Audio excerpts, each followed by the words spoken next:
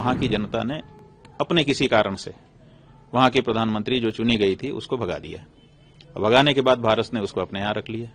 अब बांग्लादेश के लोगों को लगता है कि हमने जिसको भगाया उसको ये बड़े ठाठ से रखे हुए हैं लाल। वो भारत के खिलाफ तो कुछ कर नहीं सकते। भारत मजबूत देश है, बड़ा देश है, शक्तिशाली है, उनकी अपेक्षा बहुत अधिक, तो वो कुछ कर नहीं सकते। तो वो अपनी खींच भारत के ऊपर तो निकाल नहीं सकते। तो वो भारत के ऊपर खींच निकालने के लिए बांग्लादेश में जो हिंदू रह रहे हैं उनके ऊपर खींच निकाल रहे हैं। अगर आप किसी को शरण देखते हो और दुश्मनी मोल लेते हैं तो आपके अंदर उतनी ताकत होनी चाहिए। तो वो ताकत आप दिखा नहीं रहे हैं और शरण दे करके बैठे हुए हैं। भारत की जो राजनीति है और जो विदेश नीति है वो कहीं न कहीं धोखा खा रही है।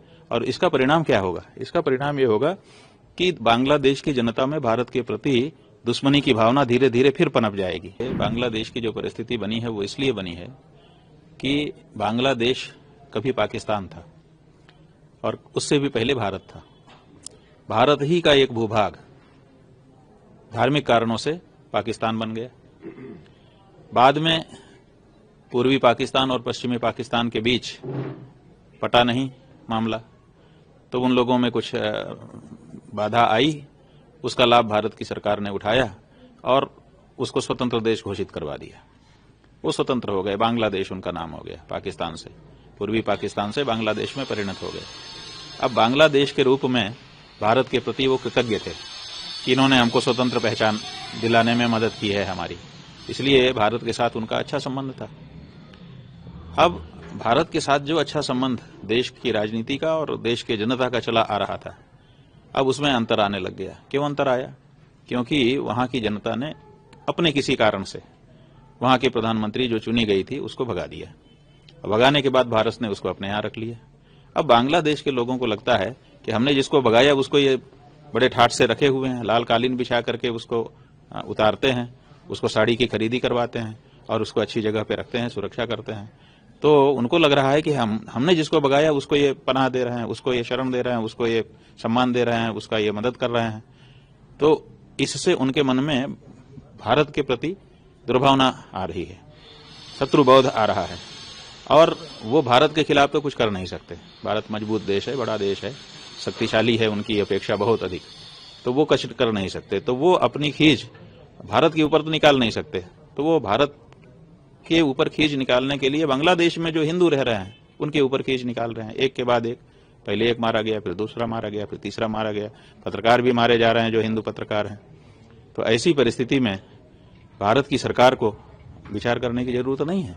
भारत की सरकार को विचार करना पड़ेगा कि हमने जो शेख हसीना को यहाँ पर रखा हुआ है उसका ये परिणाम निकल करके आ रहा है कि हिंदुओं को बांग्लादेश में सताया जा रहा है। या तो हम उनको कह दें कि भाई अब जाइए कहीं और दूसरी जगह रहिए, हमने आपको इतना कर दिया जो करना था, कम से कम अब चली जाए तो लोगों की भावना सहज हो जाए। और अगर ये नहीं कह सकता है तो उसको ऐसा पराक्रम दिखाना चाहिए कि बांग्लादेश का एक एक व्यक्ति इस संदेश से संदिष्ट रहे कि अगर हमने किसी हिंदू को छुआ तो भारत सरकार हमारे देश को ही तबाह कर देगी। ये डर पैदा करना पड़ेगा। अगर आप किसी को शरण देखते हो और दुश्मनी मोल लेते हैं तो आपके अंदर उतनी ताकत होनी चाहिए। तो वो ताकत आप दिखा नहीं रहे हैं और शरण दे करके बैठे हुए हैं। और फिर शरण मांगा कब उन्होंने? आज तक किसी चैनल ने, किसी मीडिया ने, चाहे बांग्लादेश का मीडिया हो चाहे भारत का मीडिया हो, ये नहीं कहा कि शेख हसीना ने शरण मांगी है और भारत ने उनको शरण दी है। न उन्होंने शरण मांगा, ना आपने शरण दिया, तो शरण की तो कोई बात नहीं है। वो तो सहज में जैसे कोई रिश्तेदारी में आता है ऐसे आ गई हैं और आपने रख लिया है उनको, तो वो शरणार्थी भी नहीं है। अगर हैं तो शरण दी गई है तो संसद का सत्र बैठा था, उसमें उनकी पुष्टि होनी चाहिए थी ना कि उन्होंने हमसे शरण मांगा, हमने शरण दिया हुआ है, तो संसद उसकी पुष्टि करती। पुष्टि भी तो नहीं हुई है। तो इसलिए यहाँ पर भारत की जो राजनीति है और जो विदेश नीति है वो कहीं न कहीं धोखा खा रही है। और इसका परिणाम क्या होगा? इसका परिणाम ये होगा कि बांग्लादेश की जनता में भारत के प्रति दुश्मनी की भावना धीरे धीरे फिर पनप जाएगी। और धीरे धीरे नहीं पनपेगी, बड़ी तेजी से पनप जाएगी, क्योंकि उनका खून वही है, पाकिस्तान वाला। एक दिन भारत की धरती से वो अलग हुए थे, वो तो व्यवहार के कारण ठीक हो गए थे, लेकिन वो पुनः जैसे थे वैसा होने में उनको ज्यादा देर नहीं लगेगी। तो पता चला कि जैसे आपको पश्चिमी पाकिस्तान की तरफ से रोज मोर्टार दागे जाते हैं उरी सेक्टर हो, पुंछ सेक्टर हो, रजौरी हो, पूरे जगह जगह पे यही हालत है। वही हालत बांग्लादेश की सीमा पे हो जाएगी।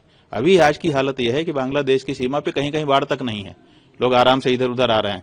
कोई इधर गाय बांध रहा है और दूध दूधने चला आ रहा है, कोई कुछ खेती कर रहा है, ऐसी परिस्थिति है। हमसे जुड़े रहने के लिए हमारे YouTube चैनल को सब्सक्राइब करें और नई वीडियो की नोटिफिकेशन के लिए बेल आइकॉन को दबाएं। अगर आप ये वीडियो Facebook पर देख रहे हैं तो लाइक जरूर करें और ज्यादा से ज्यादा शेयर करें। धन्यवाद।